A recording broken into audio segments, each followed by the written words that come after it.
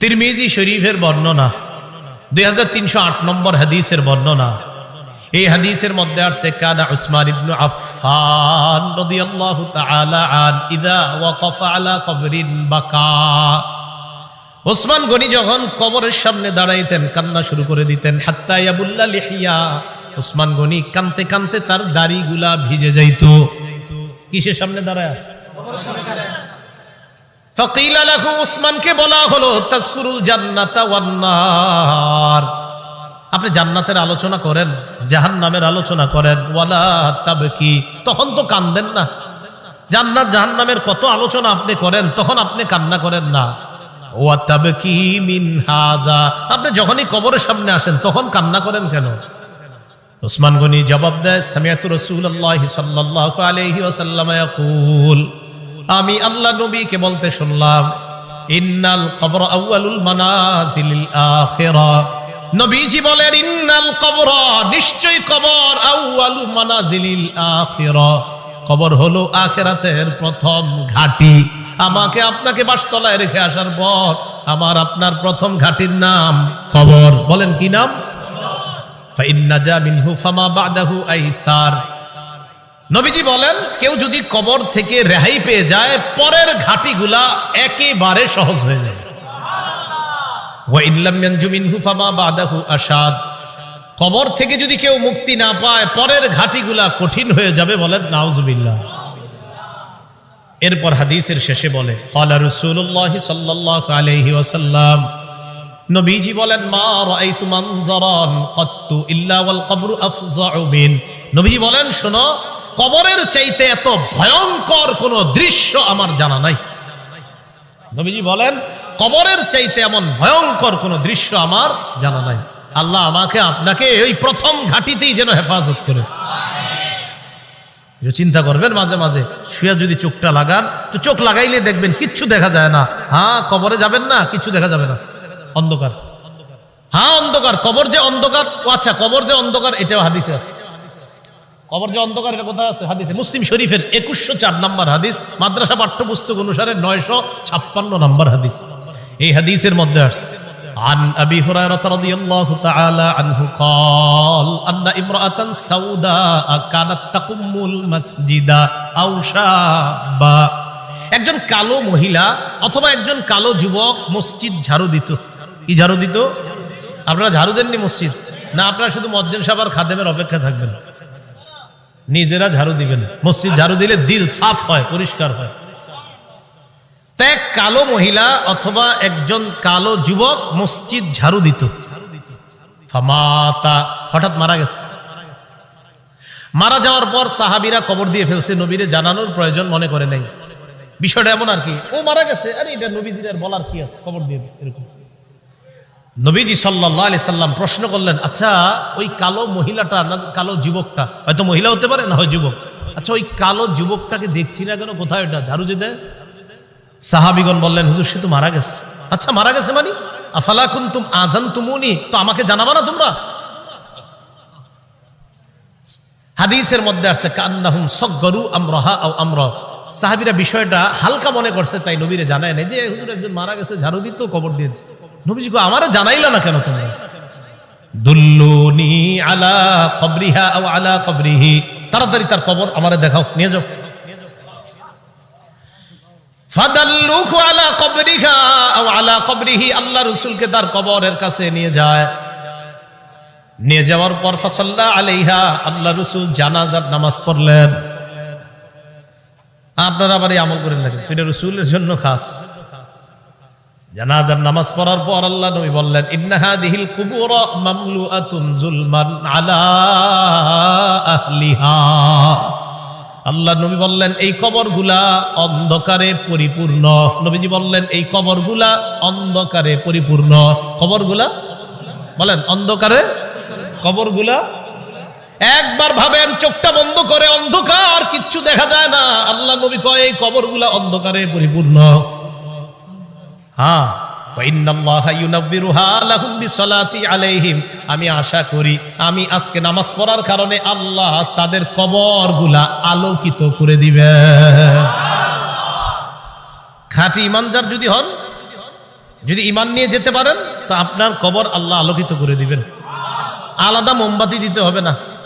পিসাবের কবর দেওয়ার সময় বাতি টাতি কত কিছু দেন না, এগুলা দিতে হবে না। পিসাব যদি ভালো হয় এমনি কবর আল্লাহ আলোকিত করে দিবেন। মাথায় রাখবেন। তাহলে কবর অন্ধকার একটা জগতের নাম। দুনিয়াতে থাকতে এটা আলোকিত করার ব্যবস্থা করতে হবে। আল্লাহরে বলা, আল্লাহ আমার কবরটা জান্নাতের বাগান বানায়া দিয়েন, আমার কবরটা আলোকিত করে দিয়েন। আল্লাহ বাবা মারা গেছে, বাবার কবরটা জান্নাতের বাগান বানান, বাবার কবরটাকে আপনি আলোকিত করে দেন, এইভাবে বলা। তাহলে কবর অন্ধকার জগৎ, এটা জানলাম। কবরের মধ্যে দাজ্জাল যেমন ফিতনা, দাজ্জাল দুনিয়ার জন্য সবচেয়ে বড় ফিতনা হলো দাজ্জাল। নবীজি কয় এই দাজ্জালের ফিতনার মতো কবরে কারো কারো জন্য ফিতনা হবে, দাজ্জালের ফিতনার মতো ভয়ঙ্কর ফিতনা। মুসলিম শরীফের বর্ণনা আসছে, মা বাইনা খালকি আদম ইলা কিয়ামিস সাআ খালকুন আকবারু মিনাদ দাজ্জাল। আদম নবী থেকে কিয়ামত পর্যন্ত যত সৃষ্টি আছে এর মাঝে সবচেয়ে ভয়ঙ্কর সৃষ্টি হলো দাজ্জাল। কে দাজ্জাল? নবীজি কয় কারো কারো কবরের অবস্থা হবে এই দাজ্জালের ফিতনার মতো। সহিহ বুখারীর বর্ণনা 922 নম্বর হাদিস। এই হাদিসের বর্ণনাকারী আসমা বিনতে আবু বকর রাদিয়াল্লাহু তাআলা আনহা। দিয়ে আপনাদেরকে একটু পরীক্ষা করি, আলেমরা চুপ থাকবেন, অন্যরা বলবেন। আমি হাদিসটা পড়ার পর আপনাদেরকে জিজ্ঞাসা করবো একটা কথা, মন দিয়ে আগে শোনেন, তাহলে সবাই জ্ঞানীরা সচেতন ভাবে জবাব দিতে পারবেন। আগে শোনেন কি বলি, দেখেন আমি পড়ি। আন আসমা বিনতি আবি বকর সিদ্দিক রাদিয়াল্লাহু তাআলা আনহা ক্বালাত দাখালতু আলা আয়েশা। অনুবাদটা শুনেন। আবু বকর সিদ্দিক রাদিয়াল্লাহু তাআলা আনহুর কন্যা আসমা বলেন, আমি আয়েশা সিদ্দিকার কাছে প্রবেশ করলাম। আবু বকর সিদ্দিকের কন্যা আসমা বলেন, আমি আয়েশা সিদ্দিকার কাছে প্রবেশ করলাম। আলেম ছাড়া অন্যরা বলেন তো আসমা আর আয়েশা সম্পর্কে কি হয়? মাশাআল্লাহ, কি হয়? কারণ আবু বকর আয়েশা রাদিয়াল্লাহু তাআলা আনহার পিতার নাম কি? আবার আসমা রাদিয়াল্লাহু তাআলা আনহার পিতার নামও কিন্তু মাশাআল্লাহ। এই আসমা রাদিয়াল্লাহু তাআলা আনহা বলেন, আমি আমার বোন নবীর বিবি আয়েশা সিদ্দিকার কাছে গেলাম। যাওয়ার পর দেখি ওয়ান্নাসু ইউসাল্লুন, গিয়ে দেখি মানুষ নামাজ পড়ে। আমি আয়েশাকে প্রশ্ন করলাম, মা শাআনুন নাস, আয়েশা মানুষের কি হয়েছে, নামাজ পড়ে কেন? ফাআশারাত বিরাসিহা ইলাস সামা। আম্মা জান আয়েশা মাথা দিয়ে আসমানের দিকে ইশারা করলেন, এমনি ইশারা করলেন, মুখে কিছু কয় না। তো আসমা রাদিয়াল্লাহু তাআলা না বলেন, আয়াতুন, কোন নিদর্শন দেখা গেছে আসমানে? আয়েশা রাদিয়াল্লাহু তাআলা না বলেন, হ্যাঁ আসমানে একটা নিদর্শন দেখা গেছে। কি নিদর্শন? অন্য হাদিস দ্বারা বোঝা যায় সূর্য গ্রহণ লাগছে। কি লাগছে? সূর্য। তাই নবীজি নামাজ পড়তেছে। তো আসমা রাদিয়াল্লাহু তাআলা আনহা বলেন, আমরা যারা নারীরা ছিলাম আমরা একদম পিছনে, সবাই ওখানে আছে। কয় নবীজি নামাজটা এত লম্বা করলেন, ফাতালা রাসূলুল্লাহ সাল্লাল্লাহু আলাইহি সাল্লাম, নবীজি নামাজ এত দীর্ঘ করলেন, হাত্তা তাজাল্লানিল গাশিয়ু, আমি বেহুশ হয়ে গেছি।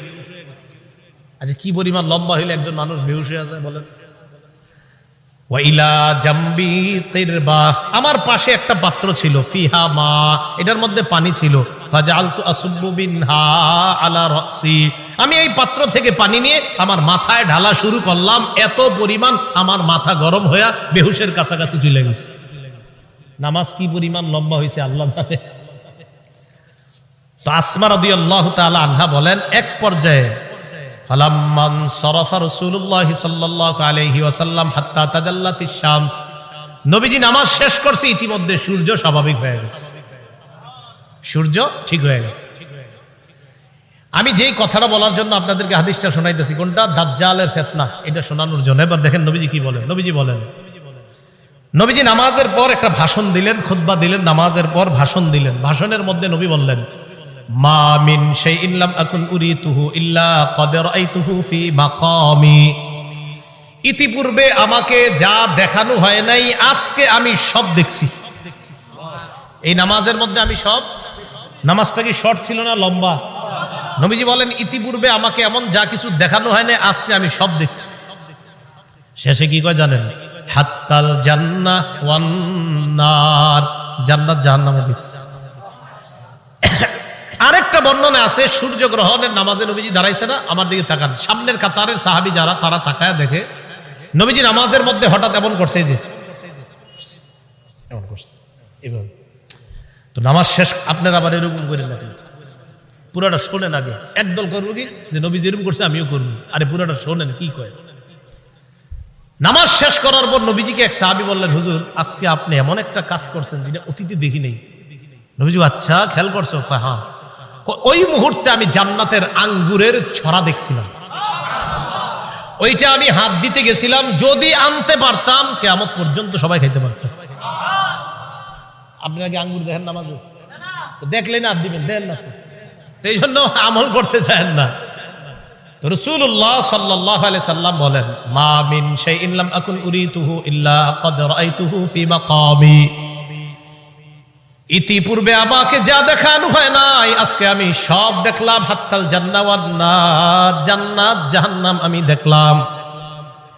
নবীজি বলেন, ইন্নাহু ক্বাদ উহিয়া ইলাইয়া আন্না, আল্লাহ রাসূল বলেন আমার কাছে এই ওহী প্রেরণ করা হয়েছে, আন্নাকুম তুফতানুনা ফিল কুবুর মিসলা আও করিবা মিন ফিতনাতি দাজ্জাল। আল্লাহ নবী বলেন আমার কাছে এই ওহী দেওয়া হয়েছে, তোমরা কবরের মধ্যে অনেকে এমন ফিতনার মধ্যে পড়বা যে ফিতনাটা হবে দাজ্জালের ফিতনার মতো ফিতনা। বলেন নাউজুবিল্লাহ। বিশ্বাস করেন দাজ্জালের ব্যাপারে আমি পড়ছি বলে আপনাদেরকে বলে বুঝাইতে পারতেছি না, তো আমি বুঝতেছি যদি দাজ্জালের ফিতনাটা হয় তো কত বড় ভয়ঙ্কর ফিতনা হবে। আমি সবগুলা কথা বললে বুঝতে পারতেন যে দাজ্জাল কতটা ভয়ঙ্কর ফিতনার নাম। রাসূল বললেন কবরে অনেকের এই ফিতনা হবে দাজ্জালের মতো, খুব ভয়ঙ্কর ফিতনা, ও কঠিন ভয়ঙ্কর ফিতনা। আল্লাহ আমাদেরকে হেফাজত করেন। তো আল্লাহ কয় এই কবর পর্যন্ত তোমার সম্পদের প্রতিযোগিতা চলে, যেই কবরে এই অবস্থা হবে আর তোমরা সম্পদ নিয়ে ব্যস্ত আছো।